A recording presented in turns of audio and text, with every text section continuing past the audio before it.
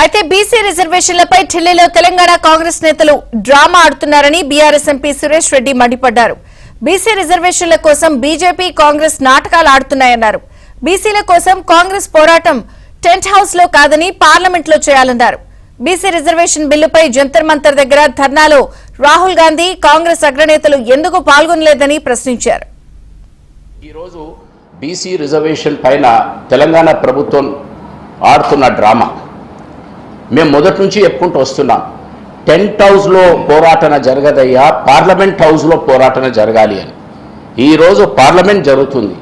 పార్లమెంట్లో ఏమవుతుంది అంటే మన తెలంగాణలో ఒక ఉదాహరణ చెప్తుంటారు, రెండు పెద్ద ఎద్దులు పొడుచుకుంటే కిందున్న గడ్డి ఎండిపోతుంది అంటారు.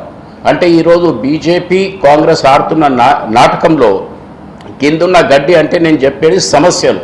ఈరోజు ప్రధాన సమస్య ఉదాహరణకు బీసీ రిజర్వేషన్స్. మరి Telangana is a model for the country అని చెప్పిన రాహుల్ గాంధీ కంట్రీకి జాతికే మోడల్ అన్నప్పుడు ఆ పార్టీకి సంబంధం ఉన్న జాతీయ నాయకులే నిన్న హాజరు లేరు.